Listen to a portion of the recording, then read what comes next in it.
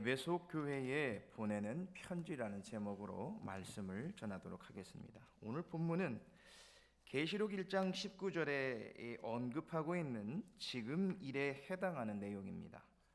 즉 주님께서 각 교회에 편지한 내용들 가운데에서 가장 처음으로 기록한 내용인데 1절을 보시면 에베소 교회의 사자에게 편지를 보내라고 명령하시는 분에 대해서 소개하고 있습니다. 그분은 어떤 분이신고 하면 오른손에 7뼈를 붙잡고 7 금촛대 사이를 다니십니다. 이어서 2절 3절에는 주님께서 에베소 교회가 이단을 배격하기 위해서 열심히 수고한 것과 주님의 이름을 인하여 받는 고난에 인내하고 부지런한 것에 대해서 칭찬한 사실을 기록하고 있습니다.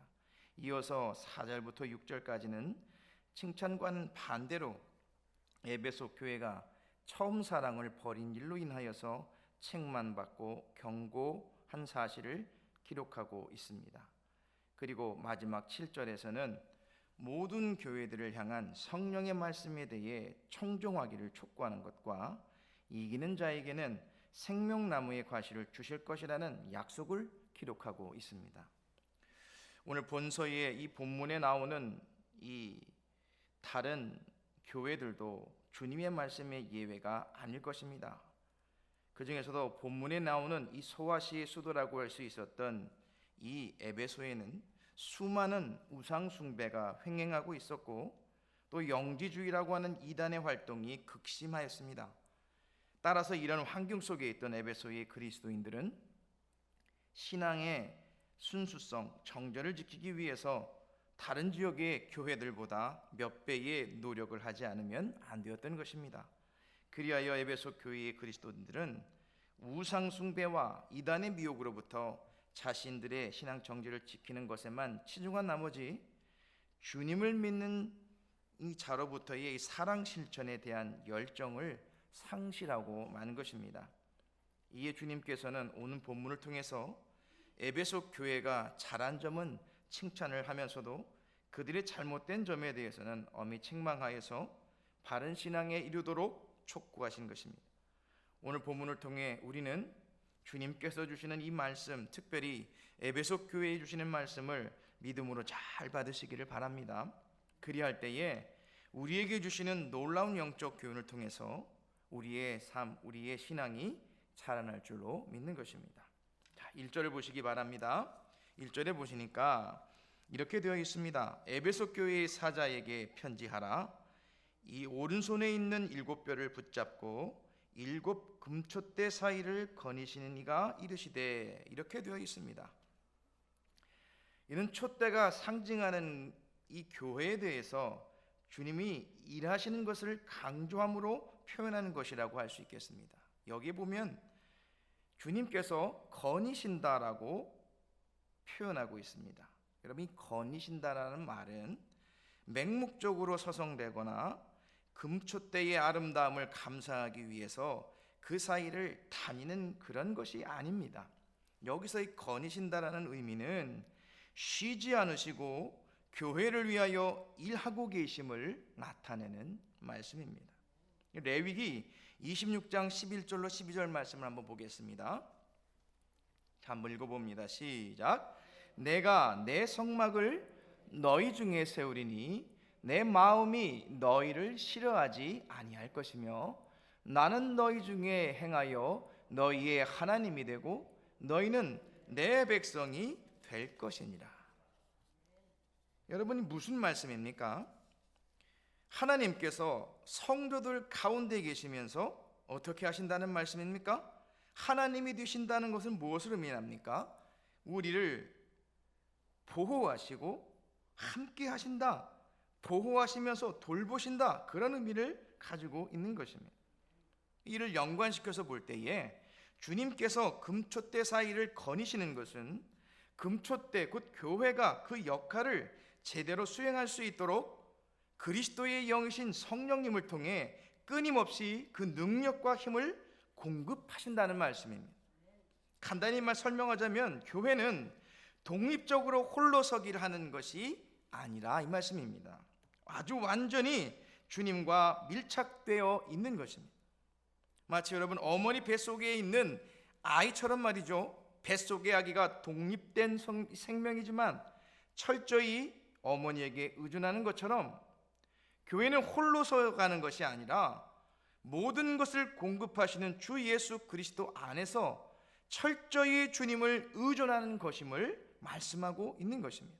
그래서 교회에는 늘 성령의 기름 부음을 받아야 그 불꽃이 사라지지 않는 것입니다. 그렇습니다. 우리 주님은 과거의 금초대 사이를 거닐고 계셨습니다. 그러나 여러분, 현재의 지금도 그 금초대 사이를 거닐고 계십니다. 즉 교회의 필요를 공급하시려고 쉬지 않고 일하고 계시는 것입니다. 이것은 참으로 놀라운 약속이 아닐 수 없습니다. 그러므로 교회인 우리는 어떻게 해야 합니까? 주님께로 날마다 나가야 하는 것입니다. 철저하게 우리 주님을 붙들고 의지해야 하는 것입니다. 그래서 이 약속된 성령의 기름을 계속해서 공급받아야 어떤 상황에서도 꺼지지 않는 그 빛을 비추는 교회가 되는 것입니다. 할렐루야. 여러분, 그런 교회가 되기를 주님의 이름으로 축원합니다. 2절을 보시기 바랍니다. 2절 함께 읽어봅니다. 시작. 내가 내 행위와 수고와 내 인내를 알고 또 악한 자들을 용납하지 아니한 것과 자칭 사도라 하되 아닌 자들을 시험하여 그의 거짓된 것을 내가 드러낸 것과. 여러분, 여기서 제일 처음에 주어가 뭡니까? 내가라고 되어 있습니다. 이 내가의 주체자는 바로 주님이십니다. 주님께서 내 행위의 수고와 내 인내를 알고 라고 하셨습니다. 여기서 내 행위는, 여기서 너라고 하는 대상자는 분명히 에베소 교회일 것입니다. 근데 에베소 교회의 행위가 분명하게 나오고 있지만 여러분, 이 말씀은 소아시아의 7교회, 아니 어느 한 교회만 보는 것이 아니라 모든 교회를 향하여 말씀하시는 것입니다. 왜냐하면 교회는 이 지체며 또 연합된 존재이기 때문에 여러분, 이 교회를 향하여 말씀하시는 것은 결국 그 교회에만 해당되는 것이 아니라 모든 그리스도 예수를 믿는 공동체에게 말씀하시는 것임을 우리는 알 수 있는 것입니다. 그래서 주님께서 내가 너희 행위와 수고를 안다, 너를 안다라고 말씀하시는 것은 교회를 가리켜 친밀한 관계에 있음을 나타내주고 있다, 이 말씀을 하고 있는 것입니다. 그런데 여기서 보면요, 알다라고 말하는 이 일반적인 이 헬라어로 뭐라고 되어 있는가 하면 기노스코라고 되어 있습니다. 이 기노스코라는 뜻은 무엇이냐면 인간과 인간 사이의 상호관계를 통해서 경험적으로 아는 것, 이것을 말하는 겁니다. 그러나 주님은 교회를 안다라고 이 단어를 쓰는 것이 아니라 뭐라고 말씀하고 있냐면 오이다라고 말씀하셨습니다. 이 단어의 의미가 무엇이냐면 신적인 통찰력, 전지전능의 속성을 가지고 인간을 꿰뚫고 계시는 그런 알미다, 이 말씀입니다. 여러분, 베드로가 예수님이 네가 나를 사랑하느냐는 물음에 대답하기를 주께서 아시나이다, 이렇게 대답했습니다. 여기서 이 아시나이다라는 단어가 바로 오이다라고 하는 단어입니다. 그래서 여러분, 주님은 우리가 말하지 않아도 모든 것을 다 아시는 이 통찰력을 통해서 성도와 교회의 모든 행위와 수고를 알고 계시는 것입니다. 여러분, 이것이 무엇이 중요합니까? 중요합니다. 왜냐하면 교회와 모든 것을 알고 계시기 때문에 여러분, 우리가 낙심할 필요가 없다, 이 말씀입니다. 왜 그럴까요, 여러분? 주님이 알고 계시는 것과 이 주님이 알지 못하시는 것과의 차이가 무엇입니까? 여러분, 주님이 알고 계신다는 의미는 주님의 때에 주님께서 바로잡아 주시기 때문이라는 거예요. 믿으십니까? 그러나 여러분, 우리의 실상은 어떠합니까? 아무도 알아주지 않는다고 해서 계속해서 낙심과 실망하고 있을 때가 얼마나 많습니까? 여러분, 직분자에게 있어서 또 혹은 무엇을 교회에서 임명했을 때에 어떤 생각을 가지십니까? 그리고 그 직분을 감당하였을 때에 종종 생각이 들기를, 왜 나만 혼자 열심입니까? 여러분, 이런 말을 할 때가 있을 겁니다. 아니, 말을 표현하지 않아도 속으로 마음속에 생각하기를 그렇게 생각할 이 부분이 있었을 것입니다. 여러분, 이 말은 여러분 일을 더 효율적으로 할 수 있도록 다른 사람에게 도움을 구하려고 이런 말을 할 것입니까? 여러분, 그렇지 않습니다. 더 효율적으로 할 수 있도록 다른 사람에게 도움을 구하는 말이 아니라, 아무도 안아주지도 않은 일을 내가 왜 이렇게 하고 있지? 이런 겁니다. 왜 내가 일을 이렇게 많이 해서 사서 고생이냐, 이 말이죠. 여러분, 이 말의 의미는 어떤 의미가 있습니까? 내가 봉사하고 내가 섬기시는 것을 하나님께서 혹시 모르시는 것 아닌가? 일종의 불평의 암시라는 말씀입니다. 하지만 여러분, 생각해 보시길 바랍니다. 하나님께서 열심히 일하는 자를 모른 척 내버려 두시는 그런 분이신가요? 그렇지 않습니다. 하나님은 안 보시는 것 같아도 다 보고 계시는 것입니다. 눈동자와 같이 지켜보시는데 여러분, 우리의 머리카락 숫자까지도 헤아려 알고 계시는 그런 분이십니다. 여러분, 성경을 보십시오. 성경을 보면, 욥을 보시면 하나님이 어떤 분이신가를 잘 알 수 있습니다. 고난 가운데의 욥을 보시면 하나님이 어떻게 욥을 생각하시고 계시는지를 잘 알 수 있습니다. 또 여러분, 창세기의 요셉도 마찬가지죠. 그의 생애를 보시길 바랍니다.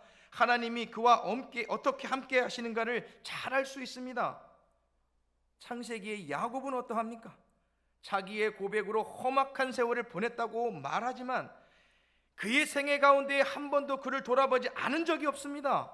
그와 함께 하심의 증거로 그의 이름 야곱을 이스라엘로 바꿔주시면서 하나님은 하나님의 언약을 이루셨습니다.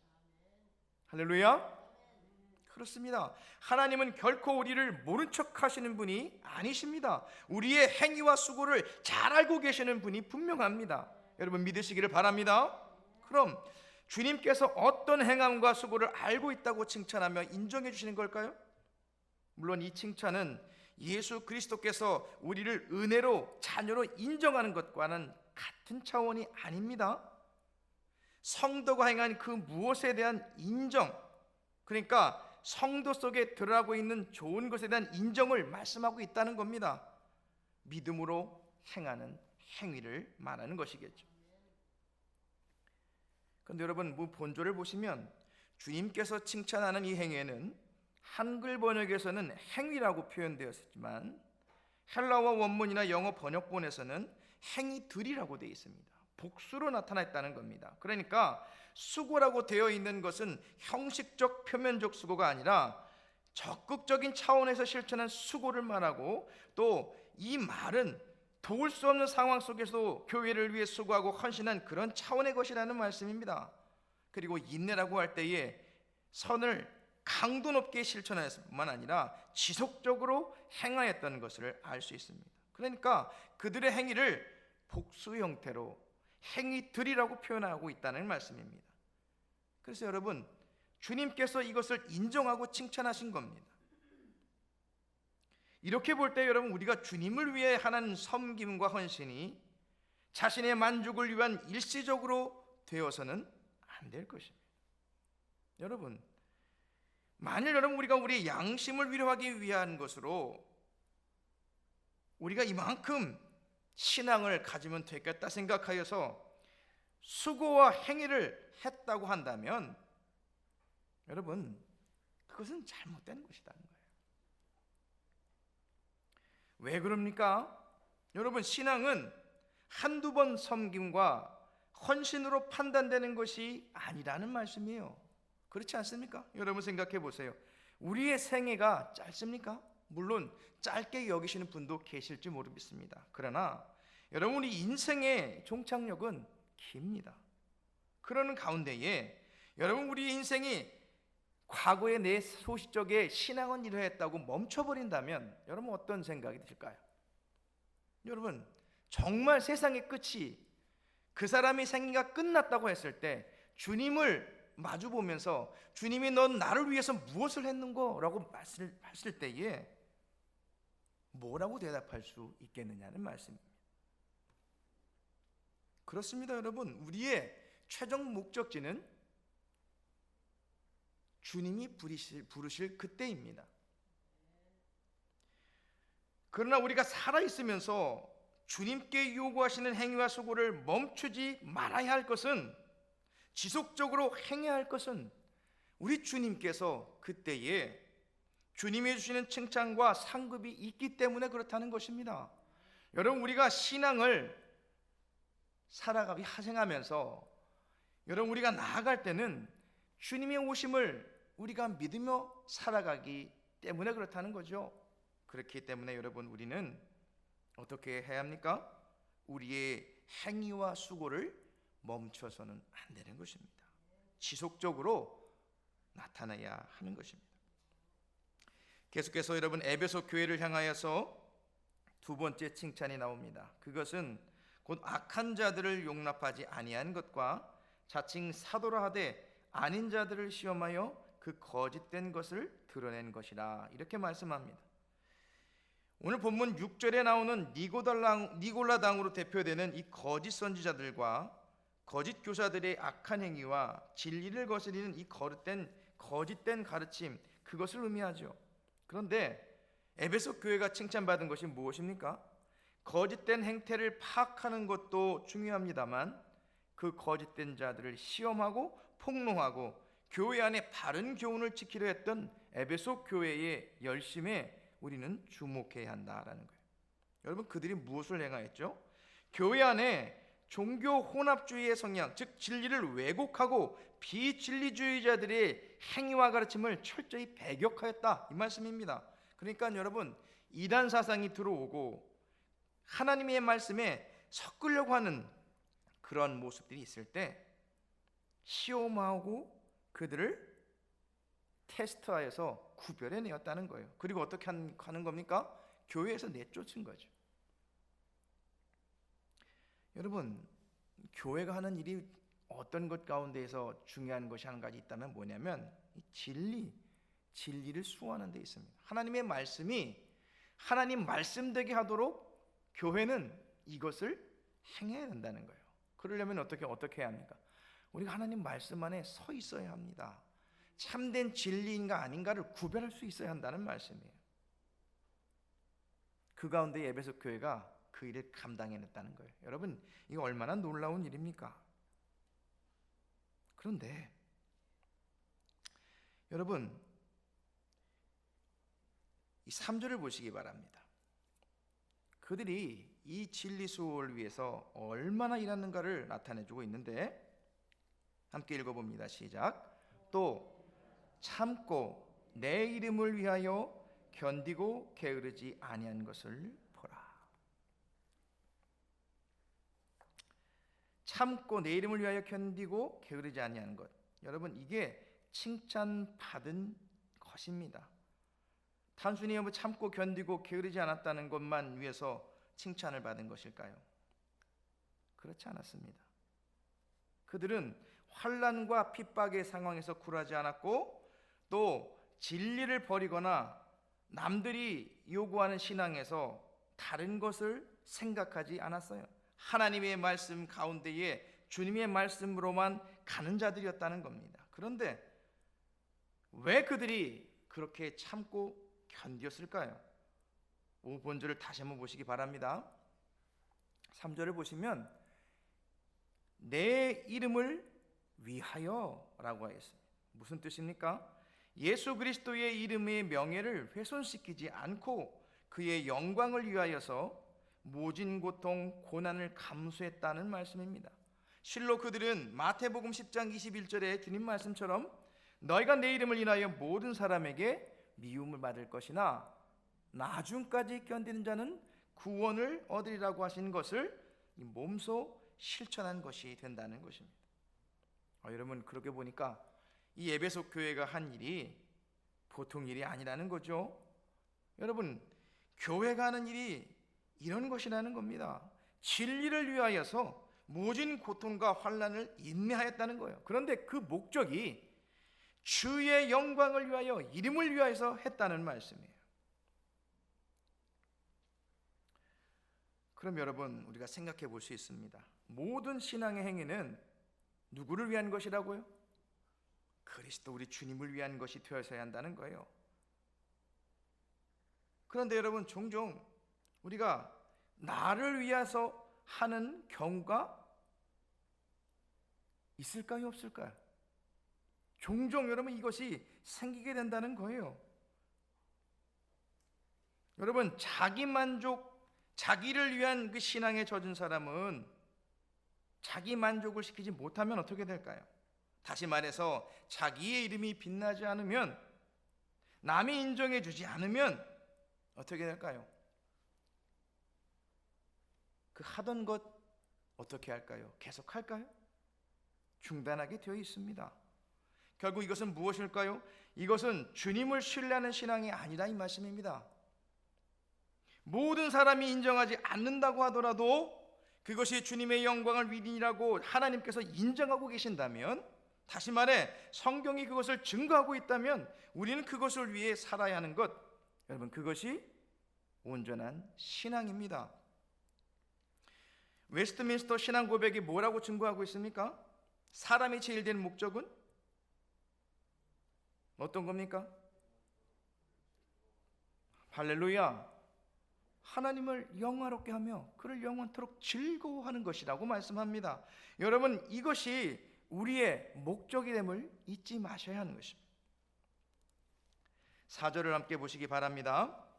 읽어봅니다. 시작. 그러나 너를 책망할 것이 있나니 너의 처음 사랑을 버렸느니라 하였습니다. 2절과 3절의 칭찬의 분위기에서 이제 찬물을 끼얹는 듯한 주님의 엄중한 꾸중이 있습니다. 요한에게 있어서 이 에베소 교회를 향한 이 꾸중이 적지 않은 충격으로 다가왔을 것입니다. 왜냐하면 에베소 교회는 요한 자신이 목회였던 곳일 뿐만 아니라 목회자로서 요한이 강조했던 것이 바로 사랑이었기 때문입니다.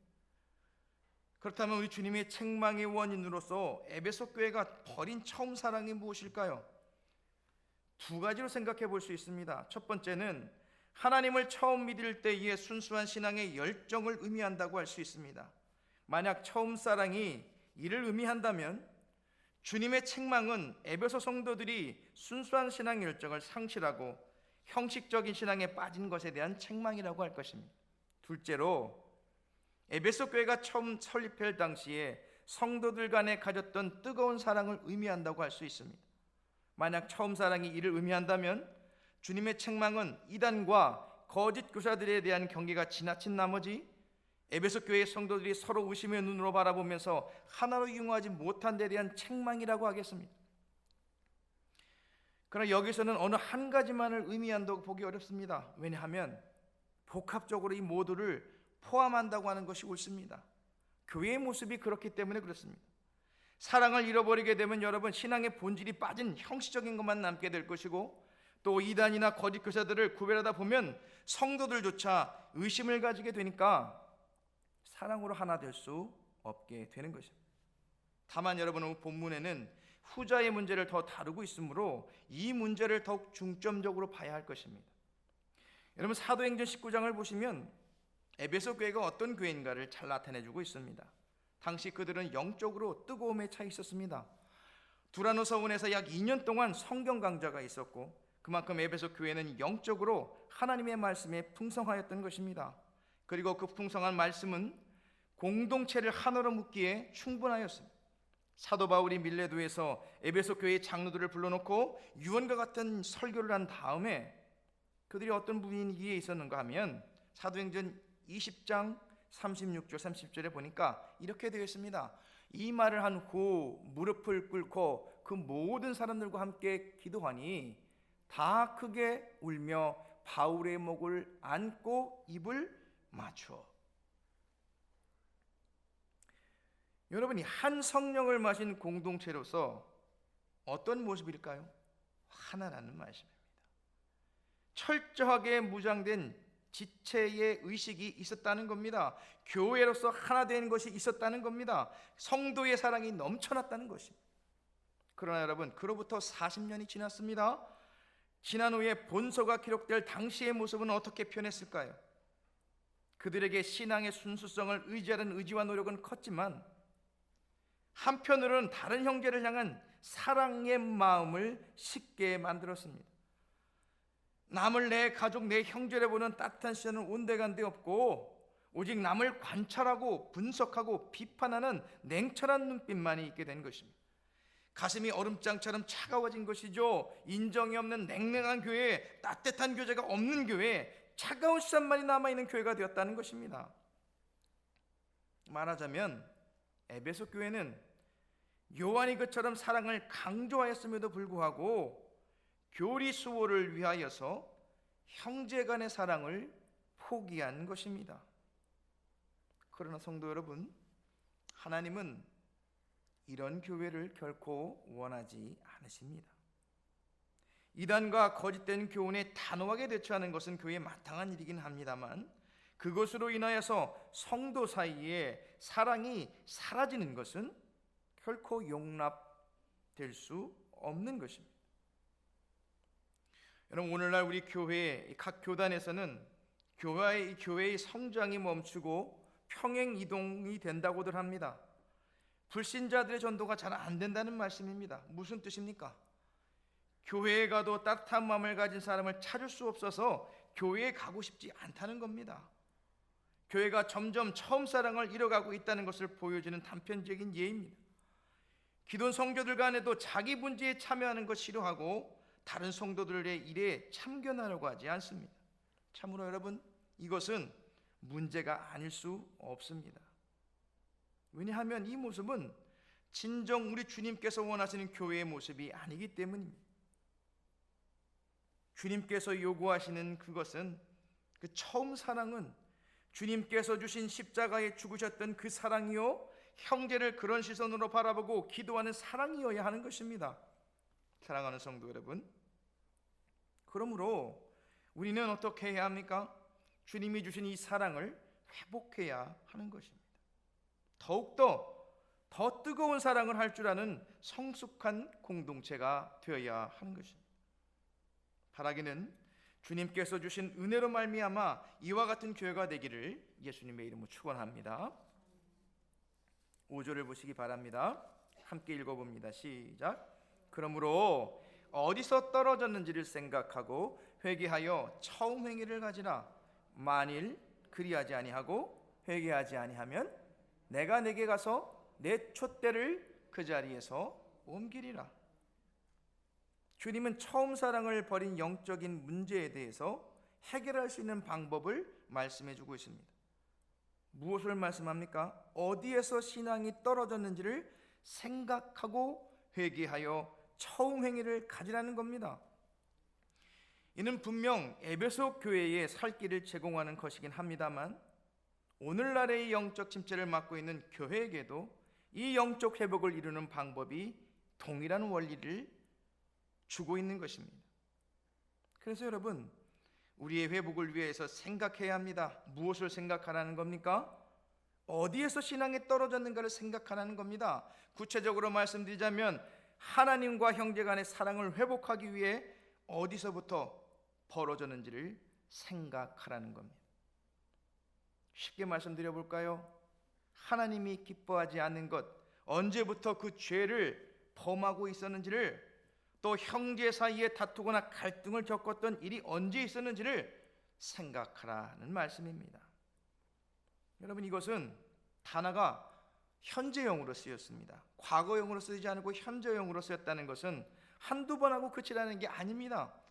왜 그럴까요? 여전히 우리는 죄 가운데 있고 죄를 범하고 살고 있고 오염된 사회에 살고 있기에 날마다 한두 번 하고 그치는 것이 아니라 계속해서 영적 회복을 이룰 때까지 생각하라는 말씀입니다. 두 번째로 회개하라고 말씀합니다. 단번에 회개할 것을 의미합니다. 원인을 찾으면 우물쭈물대거나 변명구실을 찾지 말고 즉시 회개하라는 말씀이에요. 그러니까 잘못에 대한 단호한 회개가 있어야 하는 것이요. 물론 잘못을 인정하고 회개하는 것 중요합니다.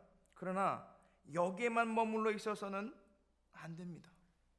그래서 세 번째로 요구되는 것이 무엇이냐면 청회를 가져야 한다. 이렇게 말씀합니다. 진리 앞에서 지난날의 잘못을 인정한 후에는 진리를 따라서 적극적으로 처음에 가졌던 그 행위를 뒤따라야 한다는 겁니다. 여러분 무엇일까요? 누가복음 15장에 보셨던 지난날의 잘못을 반성하고 아버지의 집으로 돌아갔던 둘째 아들과 같은 이 모습이 우리에게 요구되는 것입니다. 그렇습니다, 여러분. 진정한 영적 회복을 위해서는 이 세 가지를 생각하고 회개하고 행동하는 과정이 요구되는 것입니다. 여러분, 이것이 물론 쉬운 일은 아닙니다. 어렵습니다. 왜냐하면 자신의 자아와 고집을 내려놓지 않으면 행할 수 없는 일이기 때문입니다. 그러나 분명한 사실은 영적 회복을 꿈꾸고 그것을 이루려고 끊임없이 주님 앞에 믿음으로 나아가는 자를 주님이 어떻게 하신다고 하셨습니까? 간과하지 않으시고 반드시 이루어 주신다고 하는 사실입니다. 그래서 여러분, 우리는 포기하지 말아야 합니다. 힘들지만 어렵지만 불가능한 일이 아닙니다. 왜요?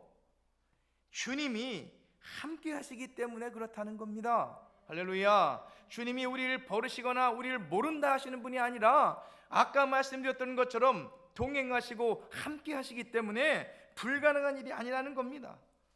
믿음으로 한 걸음 한 걸음 주님의 그 길을 걸어갈 때에 여러분, 우리는 분명히 영적 회복이라는 산 정상에 우뚝 서 있는 모습을 보게 될 것입니다.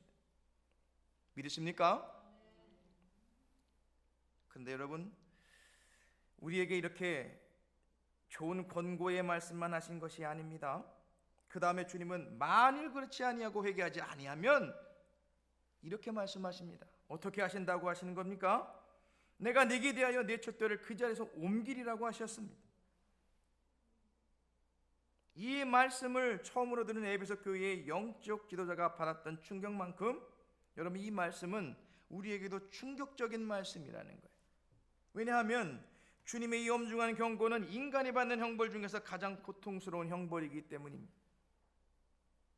그러나 여러분, 이 말씀을 지나치게 한쪽으로만 해석해서는 안 됩니다. 왜냐하면 주님의 말씀을 순종하지 않으면 벌 받을 테니까 무조건 순종해야 된다, 이런 식으로 받아들인다면 여러분, 주님의 말씀을 잘못 이해하는 것입니다. 왜요, 여러분? 잘못된 자에게 앞으로 너 이렇게 하면 이렇게 될 거야 라고 얘기를 했을 때에 그 아이가 어떻게 될까요? 그 사람이 어떻게 될까요? 그 말을 듣고 앞으로 그렇게 되면 이렇게 되는 것을 믿고 나가면, 그 권고의 말씀을 들으면 그 사람에게 구원이 있는 겁니다. 근데 여러분, 생각해 보십시오. 하나님의 자녀들에게 그런 말씀을 하신다는 의미는 뭘까요? 여러분, 그것은 그 자녀에 대한 눈물 어린 사랑의 마음이 담겨 있는 겁니다. 부족한 모습 가운데에 그가 성장할 것을 생각하고 그가 앞으로 자랄 신앙들을 믿음을 생각하고 그 교회를 향하여서 그런 말씀하시는 것은 앞으로 내가 그렇게 할 거라는 말씀도 있겠지만, 그러나 여러분, 그 연약함을, 그 교회의 연약함을 성장할 수 있도록 큰 기대와 소망을 가지고 오랫동안 기다려주시는 그런 하나님의 자비가 있기에 여러분, 우리는 너무 두려워해서는 안 된다는 말씀이에요. 언제나 진리의 열매를 맺지 못하는 성도를 위해서 우리 주님이 행하시는 일이 무엇인 줄 아십니까? 애통해하시고 기도하시고 또 성령을 통해서 찾아가서 또 하나님의 사명을 이룰 수 있도록 그와 함께 하시는 하나님이시라는 사실을 여러분 분명히 기억해야 할 줄 믿습니다. 우리 마지막으로 6절 7절 말씀을 보시기 바랍니다. 읽어보겠습니다. 시작. 오직 내게 이것이 있으니 네가 이골로 하당의 행위를 미워하는도다. 나도 이것을 미워하노라. 귀 있는 자는 성령이 교회들에게 하시는 말씀을 들을지어다. 이기는 그에게는 내가 하나님의 낙원에 있는 생명나무 열매를 주어 먹게 하리라. 아멘. 주께서 하신 말씀이 사랑을 포함한 경고의 말씀이라고 드린 바 되었습니다. 왜 그런 말씀을 하고 있는가 하면 주님께서 나도 이것을 미워한다고 말씀하고 있어요. 왜요? 니골라당의 행위를 미워하는 것이 누구가요? 에베소 교회라는 겁니다. 그러니까 지금 에베소 교회가 소망이 있다는 근거가 무엇이냐면 주님이 미워하시는 그것을 에베소 교회가 미워하고 있다는 그것이라는 거예요. 그럼 여러분, 이 니골라당 행위가 도대체 뭘까요? 여러 가지 많은 사람들의 이야기가 있습니다. 초대교회 교부인 이레니우스는 히폴리투스의 문을 통해서 무엇이라고 했는가 하면 다른 교리를 떠나 생활에 대해 전혀 무관심한 종교라고 말했어요. 클레멘트는 생활이 방종하여 마치 염소처럼 향락에 빠져 몰두하는 그런 종교라고 평가했고, 왈부드라고 하는 신학자는 니골라당을 가리켜서 거짓 사도로서 교인들로 하여금 이단이 되게 하며 이교 신앙을 신봉하게 하고 이방 축제와 성개병을 통한 그런 집단이라고 말하고 있어요. 그러니까 여러분, 니골라당의 행위가 뭐죠? 음란하고 우상제거를 먹고 이단적 사상에 빠지게 하는 것, 이게 니골라당의 행위라는 거예요. 여러분, 교회에서 이걸 용납할 수 있습니까? 없죠. 하나님이 가증히 여기고 하나님이 증오하는 이것을 어찌 교회가 용납할 수 있냐는 거예요. 여러분, 이 교회, 에베소 교회가 그런 교회가 있다는 거예요. 여러분, 이것만 보더라도 얼마나 훌륭한 교회입니까? 그러나 여러분, 우리가 사랑해야 한다는 그 말에는 분명합니다. 그런데 사랑하지 말아야 할 것이 있습니다. 그게 뭐냐면 바로 죄입니다. 죄는 성도의 미움의 대상입니다. 긍휼과 자비의 대상이 결코 아니라는 말씀이에요. 죄는 여러분 그 이름이라도 부르지 말아야 합니다. 그 죄에서 돌이켜 회개하고 주님께로 나아가야만 자비와 구원이 있는 것이지, 그렇지 않은 자에게는 자비도 구원도 없습니다. 사랑하는 성도 여러분, 또 이것을 기억해야 합니다. 7절에 보니까 성령이 교회에게 하시는 말씀을 주시고 있는데, 이기는 그에게는 내가 하나님의 낙원에 있는 생명나무 열매를 주어 먹게 하시겠다 말씀합니다. 이긴다는 말이 뭘까요? 우리의 생활은 그의 대적이 있음을 분명히 암시해주고 있는 겁니다. 그래서 대적과 매일같이 전투하고 싸우는 겁니다. 그 대적이 누굽니까? 바로 죄라는 겁니다. 죄를 미워하고 싸우는 그 싸움에서 반드시 이기라고 말씀하고 있는 것입니다. 그래서 여러분, 죄를 이기려고 할 때는 용서하고 사랑하는 그것이 있어야 합니다. 그 싸움에서 이길 때에 우리 주님은 하나님의 낙원, 즉 생명나무의 열매를 주어 먹게 하셨다고 말씀합니다. 여러분, 이 생명나무의 열매를 먹는다는 게 뭘까요? 영생입니다. 영원한 생명입니다. 그러므로 여러분, 말씀을 정리하도록 하겠습니다. 에베소 교회를 향한 주님의 애타는 권면의 말씀을 통해서 우리는 우리 자신들을 살펴야 합니다. 주님의 그 사랑 안에서 철저하게 믿는 믿음과 인정과 이 격려, 그리고 사랑의 위로를 나누어야 합니다. 그리고 어디서부터 잘못되어 있는지를 생각하고 기억하여서 회개하고 진리를 따라 그 말씀에 순종해야 합니다. 그리할 때에 우리는 주님께서 주시는 그 약속대로 생명나무의 열매를 먹게 되어서 영생을 누리게 되는 것입니다. 바라기는 저와 여러분이 이 약속의 대상자로 동참하시기를 예수님의 이름으로 축원을 드립니다. 축원합니다. 기도하겠습니다.